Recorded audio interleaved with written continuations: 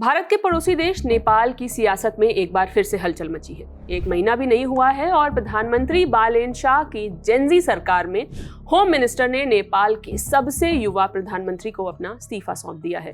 Home minister Sudan Gurung पर money laundering के आरोप लगे हैं, जिसके बाद उन्होंने अपने पद से इस्तीफा दे दिया है।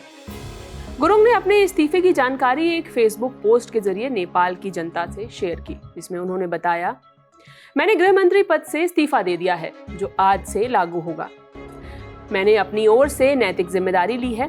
अब मेरी अपील है नेपाली भाइयों, बहनों और युवाओं से, अगर हम वास्तव में बदलाव चाहते हैं तो हम सभी को सच्चाई और ईमानदारी के रास्ते पर खड़ा होना चाहिए। बता दें, सुदन पर बिजनेसमैन दीपक भट्ट से जुड़ी कंपनियों के शेयर खरीदने का आरोप है और दीपक खुद मनी लॉन्ड्रिंग के मामले में जेल जा चुका है।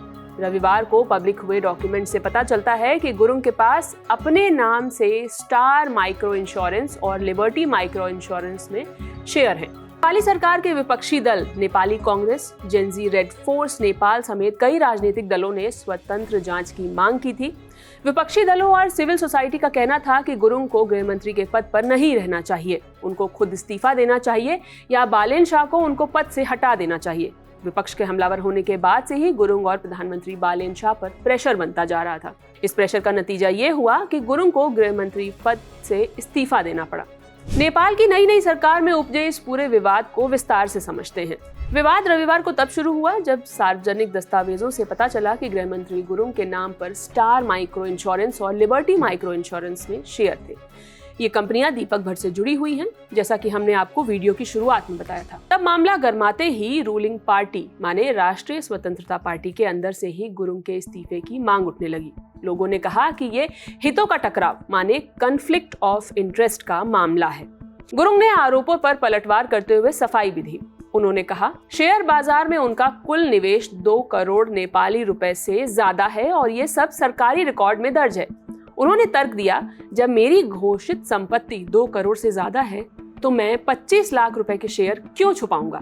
ये सिर्फ कैटेगरी का मामला है। उन्होंने ये भी कहा कि ये शेयर मंत्री बनने से पहले खरीदे गए थे और किसी कंपनी का शेयर होल्डर होने का मतलब ये नहीं है कि उनका उस कंपनी से जुड़े हर व्यक्ति से सीधा संबंध है।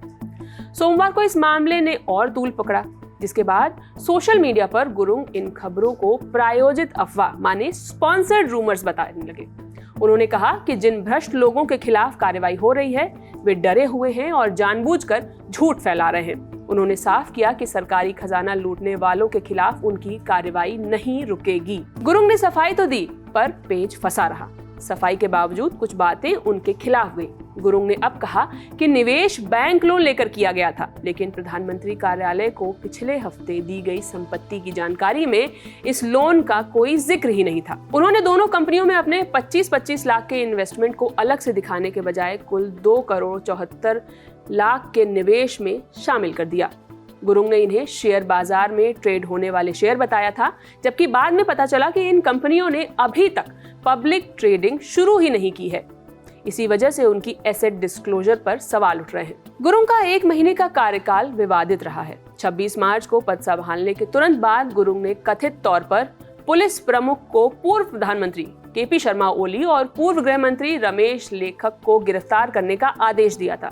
हालांकि पुलिस अधिकारियों ने कानूनी प्रक्रिया का हवाला देते हुए इसे टाला, लेकिन बाद में लिखित आदेश के बाद उन्हें गिरफ्तार किया गया। उनकी अपनी पार्टी के सांसदों ने आरोप भी लगाए कि वे निर्वाचित प्रतिनिधियों के साथ तालमेल नहीं बिठा पा रहे हैं और दूसरे मंत्रालयों के काम में भी दखल देते हैं। गुरुङ लगातार पुलिस कार्रवाई और गिरफ्तारियों के आंकड़ों को सोशल मीडिया पर भी शेयर करते रहे हैं। सरकार बनने के चंद दिनों में ही प्रधानमंत्री बालेन शाह के सामने सिस्टम संभालने का चैलेंज तो है। अब बी बॉइंग, डीजे चलाने वाले और दनादन यूट्यूब वीडियोस बनाने वाले लोगों को पावर देंगे तो क्या ही उम्मीद की जाए।